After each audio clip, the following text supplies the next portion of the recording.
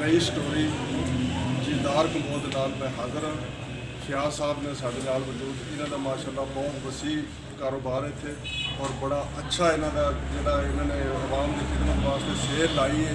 म्यार अच्छा है, रेट सस्ता रहे ने सर्विस वास्ते भी चलो पूरा जहा बंदे का हिसाब किताब चले, लेकिन ये बहुत खिदमत कर रहे हैं आवाम की। अल्लाह ताला इन्हों के रिज़्क च इजाफा पाए। जी फियाज साहब, ये साड़ी क्वालिटी है, अपने घर खाने की जी ਅਸੀਂ खुद ही तैयार करते हैं सारा माल।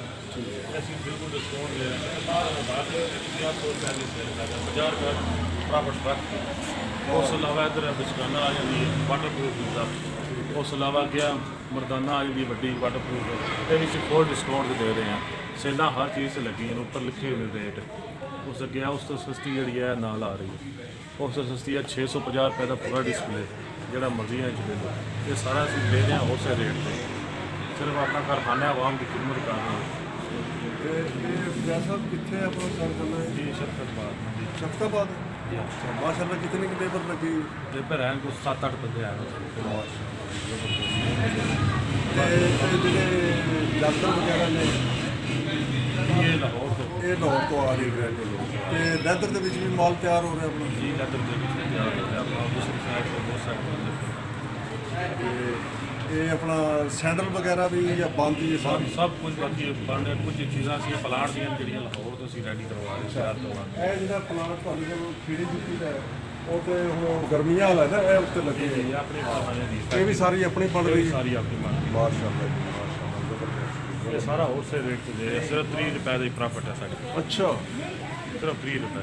ਜ਼ਬਰਦਸਤ, ਬਹੁਤ ਹੁਣ ਜਿਸ ਤਰ੍ਹਾਂ ਦੇ ਹਾਲਾਤ ਹੋ ਗਏ ਨੇ 30 ਵੀ ਘੱਟ ਹੋ ਜਾਣਗੇ। ਬੜੀ ਗੱਲ ਹੈ ਜੀ। ਇਸ ਮਹਿੰਗਾਈ ਬਹੁਤ ਹਾਲਾਤ ਜ਼ਿਆਦਾ ਹੋ ਗਈ ਹੈ। ਇਸ ਹਾਲਾਤ ਦੇ ਵਿੱਚ ਇਤਨਾ ਕੁ ਬੰਦਾ ਕਮਾਵੇ, ਨਹੀਂ ਤੇ ਇਹ ਹੁਣ ਜਿਹੜੇ ਮੰਡੀ ਬੰਦੇ ਜਾਂਦੇ ਨੇ ਜਾਂ ਸ਼ਹਿਰਾਂ ਦੇ ਵਿੱਚ ਬੜੇ ਬੜੇ ਦੇ ਵਿੱਚ ਜਾਂਦੇ ਨੇ, ਉਹ ਤੇ ਖਲੜੀ ਲਾਉਂਦੇ ਨੇ ਬੰਦੇ ਦੀ, ਬੰਦਾ ਉਹਨਾਂ ਕੋਲ ਇੱਕ ਵਾਰੀ ਅੰਦਰ ਵੜ ਜਾਏ ਤੇ ਉਹਦੀ ਜਾਨ ਨਹੀਂ ਛੱਡਦੇ ਹੈ ਜੀ।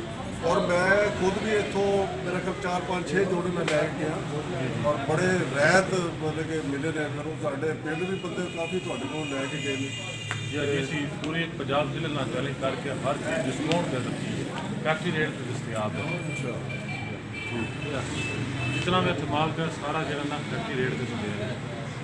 तो फियाज साहब लैलन भी विच रखी? जी लैलन भी रखी है। अच्छा, लैलन 100 वाली भी रखी है, 150 वाली रखी है, 200 वाली रखी है। जाते दौर च 100 वाली जुत्ती किधरे भी किधरे नहीं, भी साढ़े कोल है सिर्फ 100 वाली जुत्ती, सिर्फ आवाम की खिदमत वास्ते। बहुत जबरदस्त, बहुत बहुत सन मज़ा आया फियाज साहब तुहाडे नाल मिल के। ते ज़बरदस्त, अल्लाह ताला तुहाडे रिज़्क च इजाफा पाए। ते नाज़रीन, फियाज साहब ने झुलाने अड्डे के उत्ते दुकान है, सारे जनाब आओ इन्हां दी सेल करो इत्थों आके और तुहानूं मज़ा आवेगा। ये बाज़ारों नहीं लियाते या इधरों उधरों, ये खुद अपना इन्होंने एक म्यार बनाया है। अपनी इन्हां दी दुकान है, अपनी वर्कशॉप है, अपने बंदे रखे ने, अपना माल तैयार कर रहे हैं और इंशाअल्लाह ताला ये कामयाब भी ताई ने। कि ਜਿਹੜੇ ਤੁਸੀਂ ਇੱਧਰ ਉੱਧਰ ਜਾਂਦੇ ਹੋ ਨਾ ਬਾਜ਼ਾਰਾਂ ਬਜ਼ੂਰਾਂ ਉੱਧਰ ਤੁਹਾਨੂੰ ਜਾਣੇ ਦੀ ਜ਼ਰੂਰਤ ਨਹੀਂ ਹੈ। ਤੁਸੀਂ ਇਹਨਾਂ ਕੋਲ ਆਓ, ਇਹਨਾਂ ਦੀ ਖਿਦਮਤ ਹਾਸਲ ਕਰੋ ਤਾਂ ਕਿ ਇਹਨਾਂ ਦਾ ਵੀ ਫਾਇਦਾ ਹੋਵੇ, ਤੁਹਾਡਾ ਵੀ ਫਾਇਦਾ ਹੋਵੇ, ਤੁਹਾਡੇ ਫਾਇਦੇ ਵਾਸਤੇ ਬੈਠੇ ਹਨ। ਤੇ ਇਸ ਟਾਈਮ ਜਨਾਬ ਇਹਨਾਂ ਕੋਲੋਂ ਅਸੀਂ ਇਜਾਜ਼ਤ ਮੰਗਦੇ ਹਾਂ। ਬੜੀ ਮਿਹਰਬਾਨੀ ਫਿयाज साहब, जीदार कबो जिंदाबाद।